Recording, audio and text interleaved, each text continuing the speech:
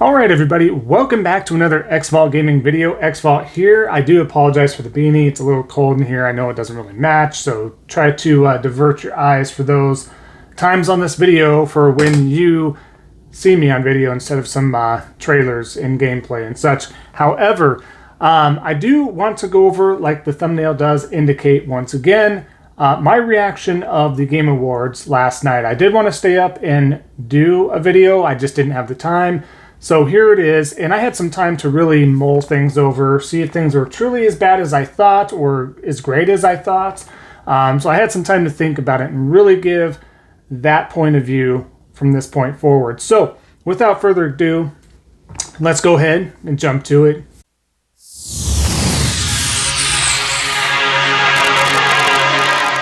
Alright, so like I was saying, what I want to do is give my reaction and opinion overall throughout the entire Game Awards there.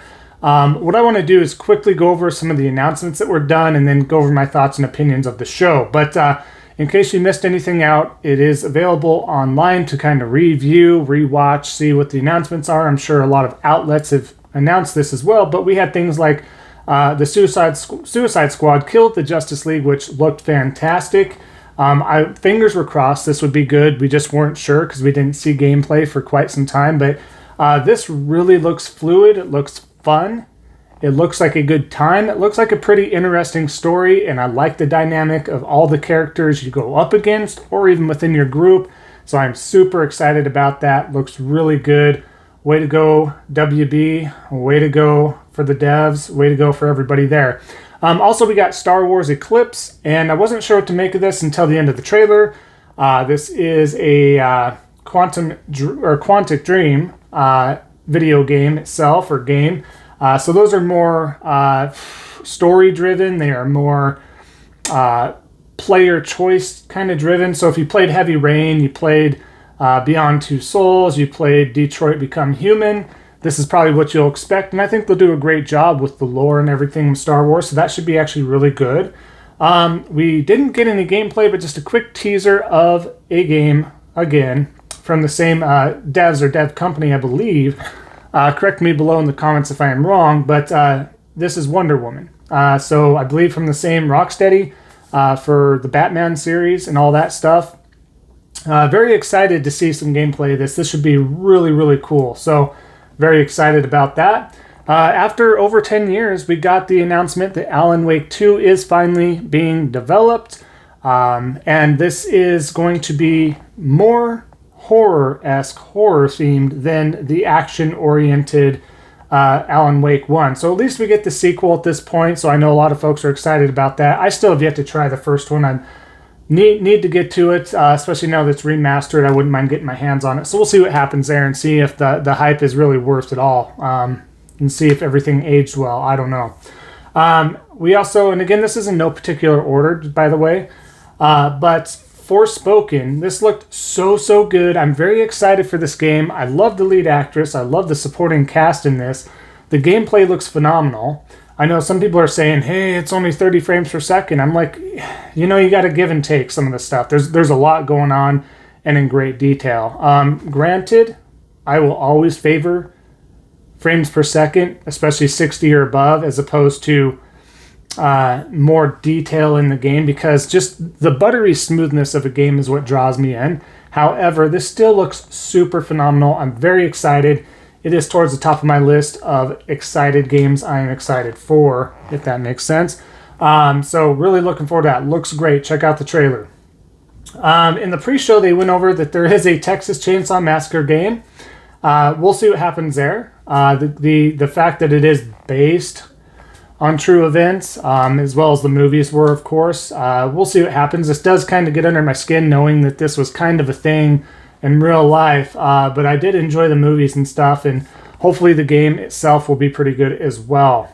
And then, of course, we got Senua's Saga Hellblade 2, which when it started off, you could tell right away that, I don't know if it was a downgrade or the very first Senua's Saga Hellblade 2 teaser or first trailer was just pure cinematic. That may be it too. But that was a phenomenal trailer, right? And this one was very good, and you'll be seeing this as we talk about this. But looked so good. The first game was great. This should be just as good, if not better, right? So even if it did kind of take a little bit of a hit on what was expected for the visuals, it still looks really good. So really you can't complain. This should be just a great game overall. I am interested to see if the narrative does flip, because a lot of Xbox folks always make fun of Sony as far as walking simulators or narrative-driven third-person games, and those are boring and we don't want any part of that. I see a lot of hype for this. It's going to be a good game. Those third-person narrative-driven stories are some of my favorite games of all time, and they stick with me throughout the years. I will never forget my first time playing The Last of Us. I will never forget my first time playing Horizon Zero Dawn, or God of War 2018, or Uncharted 1, 2, and 3. Like, all those types of games, they may be similar in style to a point, or how they work and act, but those are just great games, and they will stay with me forever. Some of my favorite games of all time. So for those of you making fun of it, now the narrative is kind of flipped over there. So if you hate it overall, you better stay by your word, in my opinion, because there are people out there that do have the receipts of those of you being very vocal on social media. So just keep that in mind. But still going to be a great game. I have no complaints towards that. It's going to be cool. Next, not next, but in no particular order, Halo, the TV show, was announced. They gave a brief trailer over that. Looks solid. We'll see what happens there. We'll see what happens with the story and overall special effects and all that. So hopefully they pull that off really well. That could be interesting. I'm always down for more gaming content like this and The Witcher, even though The Witcher is based off the book series more so than the game. But stuff like that is always great. I'm always down for it. Of course, we got another, after it was announced that the next most anticipated game for 2 years in a row now, Elden Ring. I really am surprised that beat God of War Ragnarok. I thought for sure, even in some polls, I thought that was gonna be up there as number one, because it's like we've seen, like, we're excited for Elden Ring, right? What we know, we've seen the gameplay, we've had a demo, we've had this and that. This is coming out in February. We've seen a lot, but that was voted most anticipated game. It just left me kind of scratching my head. Reason number one there.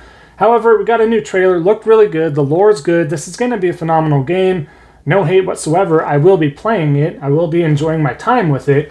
It's just interesting that was the most anticipated when we haven't really gotten anything for Ragnarok yet. So, anticipated means, looking forward to hearing more, knowing more, for it to come. Like, again, we're 2 months out, whatever. Sonic Frontiers was shown alongside or right after the Sonic 2 trailer, which looked great for the movie. So Sonic Frontiers obviously didn't show much, just a cinematic trailer. Sonic going out there in the world. This looks to be open world and maybe zone inspired and stuff like that. So always been looking forward to that next Sonic adventure game that just really leaps and bounds above that. This is what I think I've been waiting for. Sonic Adventure 2 was not it. I know a lot of people still enjoyed that. That was not for me. I did not like that. Because it was just so linear based and stuff. And I know Sonic Adventure kind of was as well, but it gave you that more of illusion that it was truly open world in those zones. So I hope they just really massively expand on this and go from there. We had games like Splitterhead, which looked good, Lord of the Rings Gollum. I'm going to tell you right now, that game looks really iffy to me. We'll see what happens. I don't know who asked for this game either. So I'm just putting it out there. I just have this gut gaming instinct that this game is not going to perform well overall, and it's just not going to be that great of a game. Hopefully I'm wrong. I don't want it to be that way, but hopefully I'm wrong. We got some more tidbits in a trailer for Tiny Tina's Wonderlands. Official story trailer. That looked good. I do plan on buying this day one. I'm sure it'll go on sale within 2 months, but I'll still buy it day one. Looking forward to that. I love the environment. I love the D&D stuff and the humor and you name it. So we got Among Us VR coming out. Maybe that'll give a fresh take on it. We'll see what happens there for those of you excited. Star Trek Resurgence. That's a Telltale game there. So Trekkie fans or Star Wars fans or sci-fi fans, you may find some interest there. Arc Raiders. This game looked really, really good. Third person, kind of like a third person shooter, co-op. I believe it's set in the 80s. Correct me if I'm wrong, but I believe it's set in the 80s. But dang, this looks good. This is a pure next-gen title, or current-gen title, I would say. Looks so good. Really, really interested to see and know more about this game. So we'll see what happens there. Skipping over a few things, you can do the Matrix Resurrection and Awakens kind of demo that you can download for the experience. I heard that's pretty good, so I will be checking that out as well. I have it downloaded. I'll let you know my thoughts on that at some point. A game from Epic, Rumbleverse. It looks to be some sort of battle royale wrestling game, really cartoony. So it looks all right. I'm going to skip over a few things here because nothing was really catching my eye too much, but we did get stuff like Nightingale. And of course, a big one is Cuphead, the Delicious Last Course DLC, which was supposed to be out, I thought, quite some time ago. But this looks to be coming out finally June 30th. We're still over 6 months away. Oh my gosh. Love this game, but man, that's such a wait. We have a lot of games. It's fine. But you'll get the Chalice, which is the female Cuphead, and then Mugman and Cuphead himself, right? So looks to show off some of the trailers and bosses you'll fight there. Looks so good. More of Cuphead. What's wrong with that, right?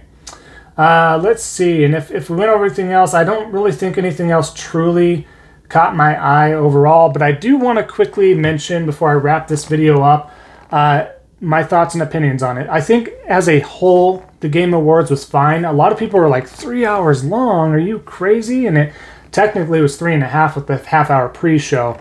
But I'm a gamer. I enjoy it, and I thought it was a constant flow of stuff. If it wasn't an announcement, a world premiere, it was a music session, which most of those were really well done this time. I was not bored. I loved the choir stuff.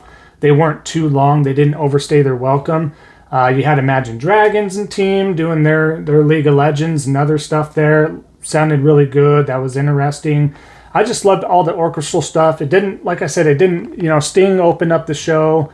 That song was just fine. It didn't overstay its welcome. I thought it flowed really well. It was just a lot, right? A lot of people are like, dude, I'm done. I'm not interested in every single thing you're announcing, which I get. But I thought it flowed really well. So I will give it that. I had no problem with the length or the flow of it. Where it got a little dicey were some of the winners.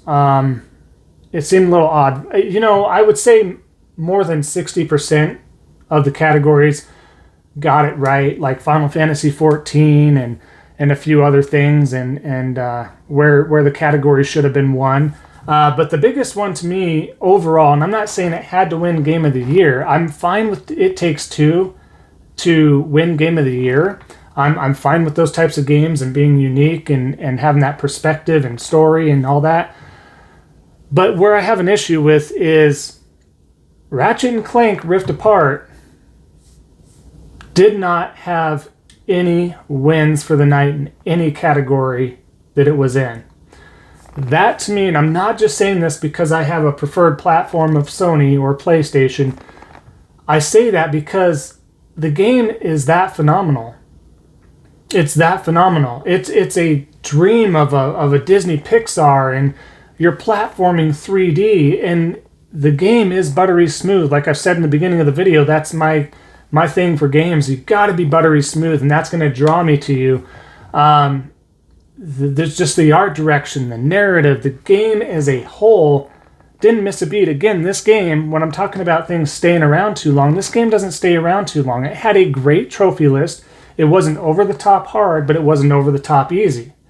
It was just right. The whole game was just right, and you can always go back and play it. Heck, even if you got the plat, delete all your save file if you don't want a new game plus, and start from scratch. And it's a pretty good story.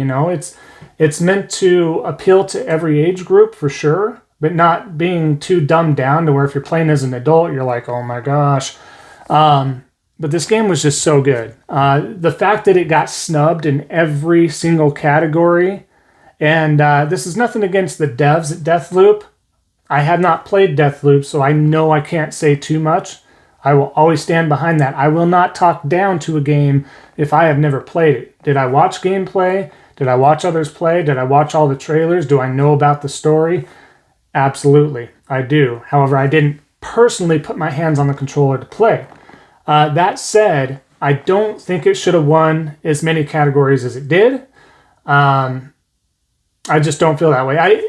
Not any knock to them per se, but just the fact that they overtook a category or two but won it instead of Ratchet and Clank Rift Apart. I just find it so odd that they didn't win anything. And the only other thing that was super sketchy is, right off the top of my head, that the creator of the dev and everything like that for It Takes Two, he's had a history at the Game Awards, and he's an attraction. And what's he going to say next? Is he going to go off script? Is he going to do this and that?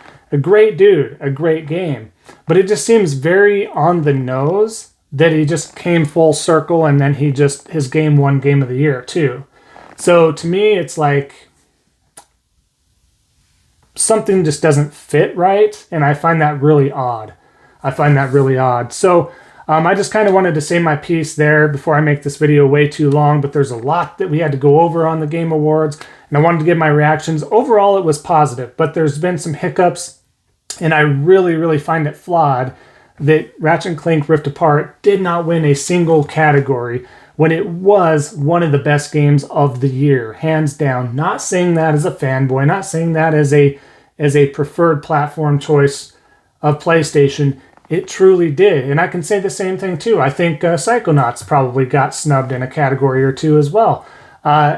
It just kind of boggles my mind. If there was a clear front winner or front runner for any of those categories, I get it. If the game is just that good, I get it. But I just don't see that. I mean, a lot of them were pretty neck and neck, so I could see it kind of bouncing, and maybe, you're on the board and you're voting or whatever the category is, and you can say, well, this game did win this category, but everything's been so neck and neck. Since it's neck and neck, truly, let's really dissect narrative, art direction, whatever the case is in the category. Does this game truly deserve not to have anything? I just let that sink in. If any of you have played Ratchet and Clank Rift Apart, let me know. Let that sink in. Do you think they truly got snubbed? I really do. I stand behind it 100%. But let me know your thoughts and comments below. I'm going to wrap up the video so it's not an hour long. I appreciate you sticking around this longer video. I still plan on trying to stream tonight. I didn't plan on doing a video, but I needed to get this out. I needed to get some of this out of my chest too, because it's been on there. So thank you again. Again, thank you all for your support. I've been kind of fluctuating from 156 to 155, but we are at this time of recording at 156. So thank you all so much. If you are new to the channel, please consider liking, subscribing, commenting, and of course, find it in your heart to subscribe to the channel, help out a small streamer like myself, a small commentator like myself. So thank you again. Enjoy the rest of your Friday. Have a phenomenal weekend, everybody, and we'll hopefully see you on the next stream as well. And until next time, we'll see you on the next video. Take care.